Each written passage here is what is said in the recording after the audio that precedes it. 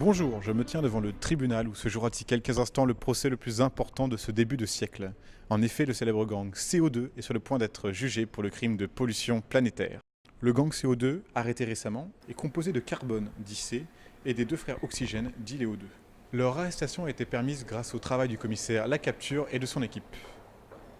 On me dit que le commissaire Lacapture est en direct. Commissaire, pouvez-vous revenir sur les conditions de la capture du CO2 ? Tout à fait. Nous avons d'abord ciblé les différentes sources d'émissions du CO2. Notre enquête nous a amené à surveiller les usines, comme les centrales à charbon. Le CO2 se retrouve dans les fumées de combustion mélangées aux autres gaz. Il est difficile de les séparer car on ne veut capturer que le CO2. Nos chercheurs ont donc élaboré une méthode qui permet de séparer le CO2 à l'aide de matériaux poreux, de sorte de grosses éponges. Le CO2 y est piégé alors que les autres gaz circulent normalement. La fumée émise ne contient donc plus de CO2. Excusez-moi commissaire, mais on me dit que le procès commence. Priorité au direct. Silence s'il vous plaît.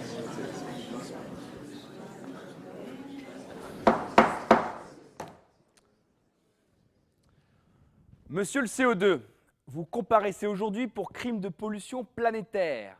Vous êtes accusé du changement climatique. Celui-ci, s'il continue, aura des conséquences dramatiques. Montée des eaux, extinction des espèces, et la liste est encore longue. Monsieur le procureur de la République, vous avez la parole. Merci, monsieur le juge. J'appelle à la barre le professeur Je sais tout, notre expert scientifique. Madame Je sais tout, en quoi consiste l'effet de serre? L'effet de serre est un phénomène naturel dû à certains gaz présents dans l'atmosphère. Une partie de l'énergie du rayonnement solaire est réfléchie, tandis qu'une autre est transmise à notre planète. Cette énergie est transformée en chaleur renvoyée par la Terre dans l'atmosphère. Sans la présence des gaz à effet de serre, cette chaleur serait intégralement renvoyée dans l'espace. Heureusement, les gaz à effet de serre, tels que le CO2, permettent de conserver cette chaleur dans l'atmosphère. Existe-t-il des preuves qui montreraient que le CO2 est responsable de l'augmentation de la température terrestre? Bien sûr, regardez ces courbes. L'évolution de la température terrestre est étroitement liée au changement de la concentration de CO2 dans l'atmosphère. Et comme vous pouvez le constater, à l'époque actuelle, les deux courbes augmentent bien plus fortement que dans le passé.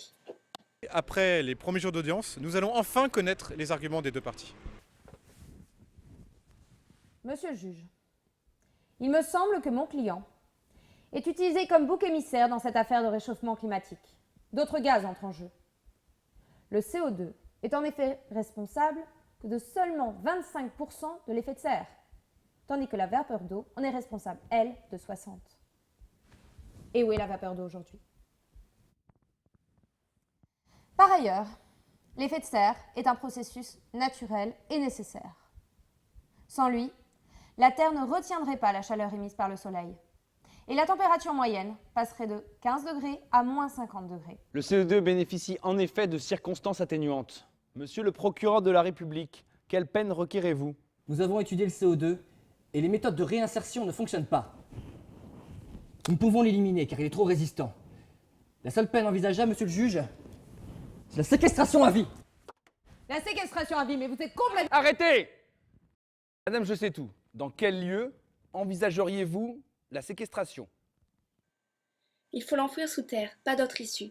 Il est possible de l'injecter dans des pièges géologiques où il ne va pas déranger la vie. Certains de ces pièges sont déjà utilisés par la nature. Du CO2 produit par la planète y est enfermé depuis des milliers d'années. Et l'on peut même voir à l'intérieur de vieux pièges. Par exemple, sur cette photo, le CO2 a réagi avec la roche rouge dans laquelle il était séquestré, ce qui provoque une décoloration. Facile de voir où il se trouvait, non? Cette méthode est-elle réellement sûre? Il arrive qu'il y ait des fuites. Regardez cette vidéo. Le geyser est lié à la fuite du CO2. Mais au bout de quelques années, ces zones de fuite se bouchent naturellement, de la même façon que se bouche un robinet avec du calcaire. Messieurs les avocats, avez-vous quelque chose à ajouter? Je voudrais vous rappeler que la séquestration du gang CO2, ici présent, ne réglera pas tous les problèmes. Comme je l'ai dit précédemment, le CO2 est le coupable idéal. La société devrait se pencher sur les raisons accrues de sa présence. Merci. Messieurs les jurés, maintenant c'est à vous de délibérer. Putain, merde. Oh merde. Professeur. Où se gira